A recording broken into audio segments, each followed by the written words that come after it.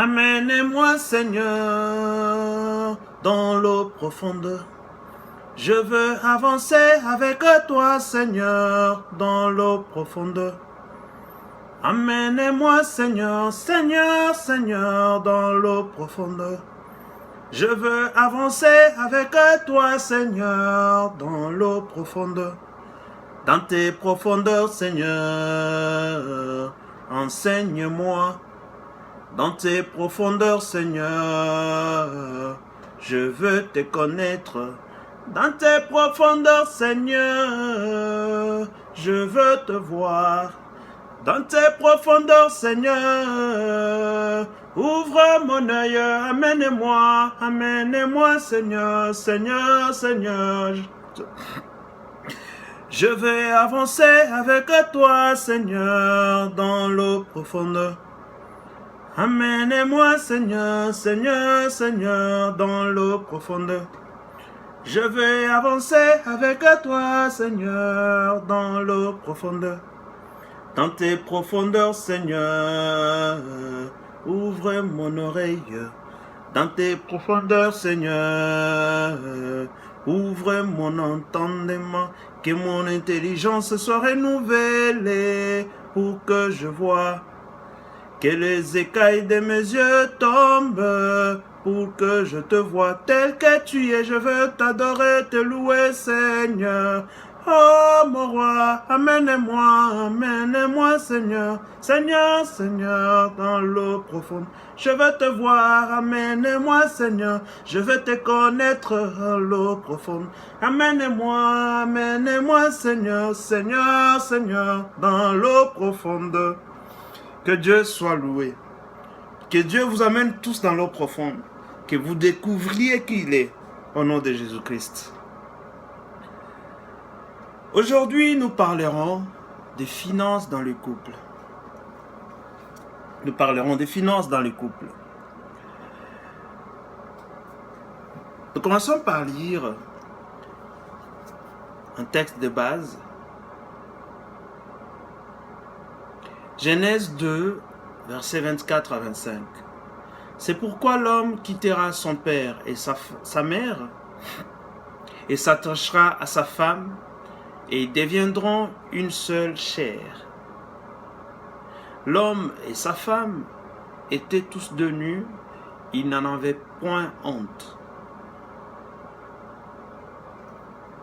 Bien-aimé, faire une seule chair avec ta femme, tout comme être nus tous les deux sans en avoir honte, veut tout simplement dire qu'il n'y a pas de secret entre vous.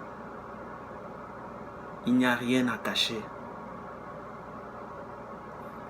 Si tu lis bien, il est écrit, c'est l'homme qui va s'attacher, qui s'attache à sa femme, il la met à l'aise, il prend bien soin d'elle, il fait toujours l'effort pour la comprendre, pour l'aimer, pour la rassurer.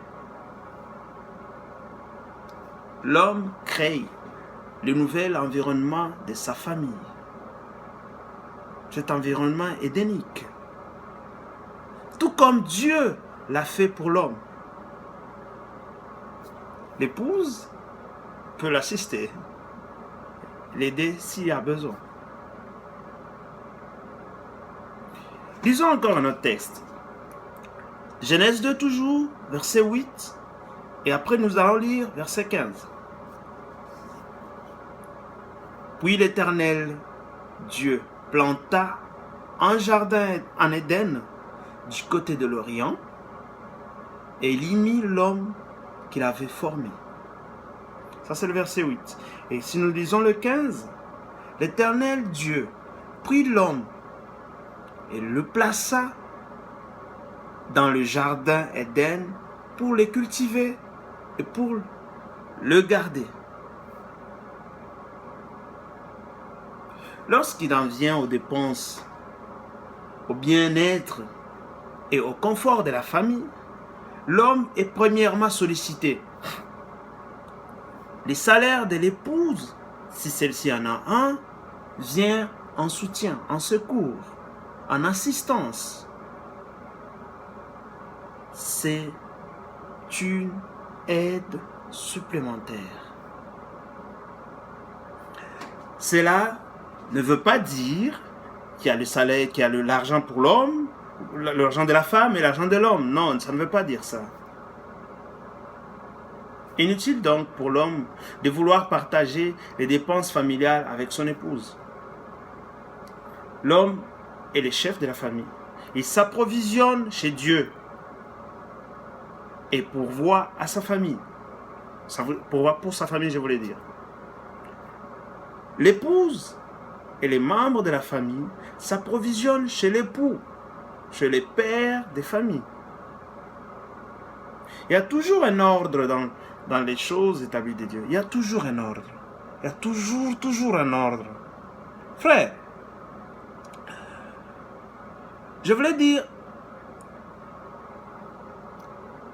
lorsque tu rencontrais celle que tu appelles aujourd'hui ton épouse, tu avais peut-être un compte, plusieurs comptes, que tu utilisais comme bon te semblait. Puisque dans le mariage, vous harmonisez vos vues, vous apprenez à regarder dans la même direction sur tous les sujets, dans le but de faire une seule et même chair. La gestion des finances de la famille passe également par cet exercice. L'unité dans le mariage n'est pas juste une affaire de lit, non, ou ailleurs, non. Mais c'est aussi dans vos comptes bancaires. Il doit y avoir cette unité.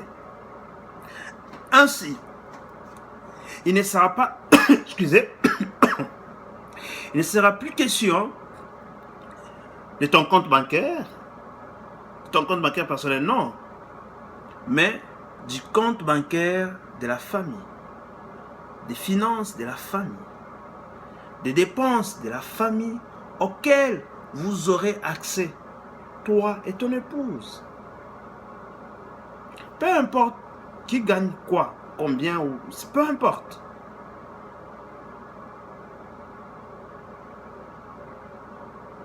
Peu importe.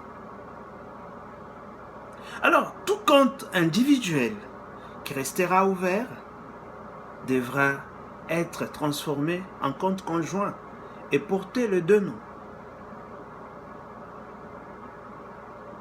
Toute ouverture des comptes ou des cartes bancaires doit se faire d'un commun accord. Je dis bien d'un commun accord.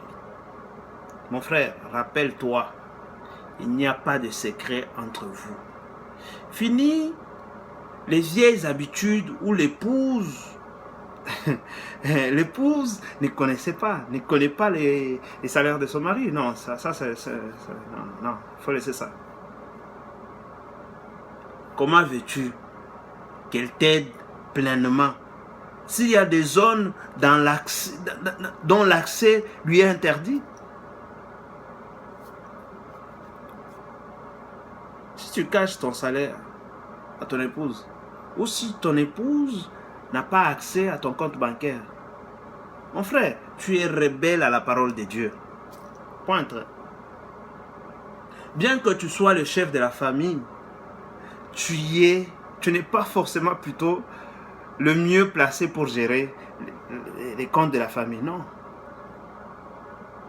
Cet exercice doit être réservé à la personne qui est plus sage concernant les dépenses. C'est lui qui doit gérer ça. Si c'est toi, tu gères. Si c'est ta femme qui va gérer. Il est écrit, soit donc vous mangez, soit vous buviez, soit que vous fassiez quoi qu'autre chose, faites toujours pour la gloire de Dieu. 1 Corinthiens 10, 31. Frère, quoi qu'il advienne dans ta famille, tu dois rendre la gloire à Dieu. Tu te dois de tout soumettre à la volonté de Dieu. y compris la gestion des finances, des finances de la famille, je veux dire. Dieu pourvoit aux besoins et pas aux envies. Payer le loyer a tant besoin, mais la télévision satellite par câble, c'est un désir, c'est un plaisir. Nous sommes des intendants, des gérants, des économes de Dieu. Ainsi, nous rendons compte à Dieu de la gestion de tout ce que nous faisons, de la gestion de la famille, de la gestion de notre vie, de la gestion de nos finances. Et j'en passe. Nous ne sommes que des gérants. Proverbe 3, 9 dit: honore l'Éternel avec tes biens et avec les prémices de tout ton revenu. N'est-ce pas? Donc, il est important de rendre grâce à Dieu, de lui être reconnaissant en tout dans notre vie. Bien-aimés, vous devez soumettre les finances de la famille à l'Éternel par des offrandes, selon que vous aurez résolu dans votre cœur sur la base de votre intimité avec Dieu. N'est-ce pas? L'obéissance vaut mieux que le sacrifice. Obéissez à l'Éternel. C'est lui le pourvoyeur. C'est lui le pourvoyeur. C'est lui qui donne tout. Pourquoi prendre des risques? Pourquoi prendre vraiment des risques d'aller contre ses recommandations et tout perdre?